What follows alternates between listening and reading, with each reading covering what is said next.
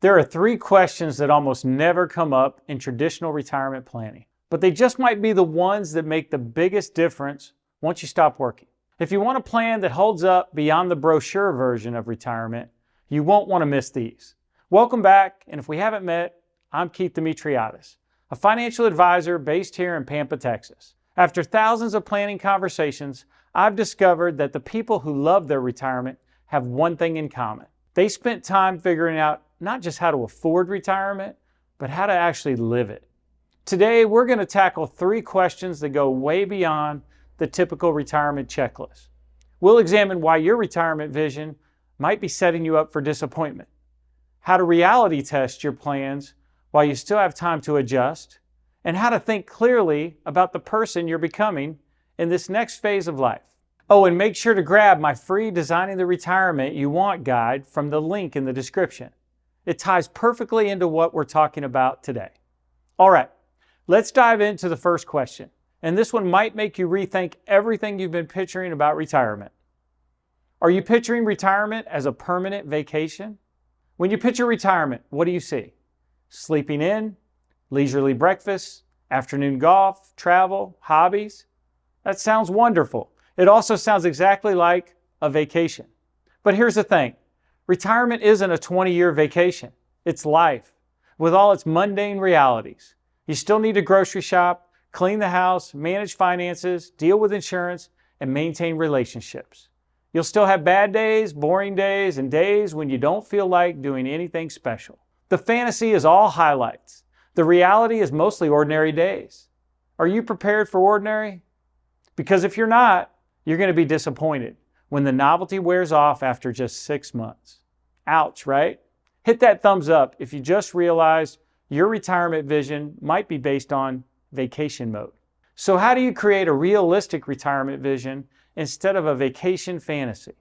Well, start by mapping out what a typical week actually looks like, not just the highlights. Sure, you might play golf on Tuesday, but what about Wednesday morning when it's raining and you're sitting at the kitchen table with your coffee? What will you do with those ordinary moments that make up most of your life? Think about the rhythm you want, not just the activities. Some people thrive with structure. They want to wake up at the same time, have regular commitments, and plan activities. Others want complete flexibility. Stop and think about who you are. And be honest about your energy patterns. If you get restless sitting still for hours, don't plan to spend retirement reading novels on the porch. If you've never been a morning person, don't build a retirement around 6 a.m. hiking. Remember, retirement is real life. All right, great. You've created a realistic plan, but that brings us to the second question. Have you actually tested your retirement plan, or is it all theoretical? That's a pretty important distinction. Let me give you an example. I had clients who were excited about spending retirement traveling in their RV. They'd done all the research, calculated the costs, and mapped out the routes. But I suggested they rent an RV for a month-long trip before buying. You know, just in case, give it a trial run. And it's a good thing we did that, because 3 weeks in, they realized they hated sleeping in small spaces and eating at tiny tables. Instead of being stuck with a $100,000 mistake, they were able to completely reimagine their retirement travel plans. An awful lot of retirement plans are built around untested assumptions, and that's a big mistake that could impact both your lifestyle and your finances. There are some concrete things you can test. So here's what I usually recommend. Start with the big decisions that are expensive to get wrong. Planning to relocate? Don't just visit. Stay there for extended periods during different seasons. Rent a place for a month. Shop for groceries, deal with traffic, and live like a local. That beautiful little mountain town might feel different in February, or when you need to find a good doctor. Thinking about changing your housing situation?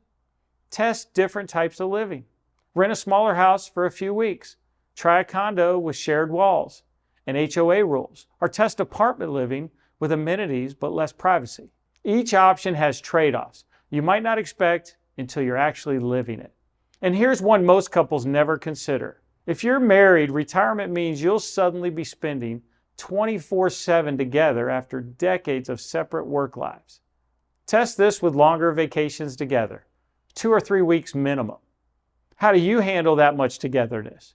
Do you need more space, separate activities, Or are you fine being joined at the hip? I'm telling you, this stuff can be really eye-opening. And that's what makes it so valuable. Okay, now let's get to the last question. This is a big one, and it goes deeper than your activities and lifestyle. It's about your identity. Who do you want to be in this next phase of life? Most people never really consider this at all. Retirement means that you are stepping into a completely different version of yourself. And here's the kicker. If you don't choose who that person is, the transition will choose for you. Think about it. For decades, your job shaped your identity, your schedule, your social interactions, even how you dressed. Work gave you built-in goals, challenges, and a sense of progress. Take that away, and what's left? Freedom. That's what. To become the best version of yourself. Retirement creates space to grow in ways that might not have been possible during your career. That means you can develop parts of yourself that got buried under deadlines and responsibilities. Maybe you want to become someone who mentors others. Maybe you want to become more adventurous, more creative, or more connected to your community. The key is figuring out what you want to prioritize. So here's my challenge to you. Start thinking about this now. What do you want to be when you have the freedom to choose? I think it helps to really look at the people you genuinely admire. Not the ones with the most money or the biggest houses, but the ones you actually enjoy being around. What is it about them? Maybe they're endlessly curious, or incredibly generous with their time, or they have this calm confidence you wish you had. Those qualities, you can develop them too. Do you have things about yourself you want to focus in on during retirement? Let me know what you're thinking about in the comments. A final thought here. Stephen Covey said, begin with the end in mind. Most people struggle in life because they do not have a clear picture of who they want to be, where they want to go, and what they want to do. When you ask the right questions, all of those things become clear. I'm Keith Demetriades.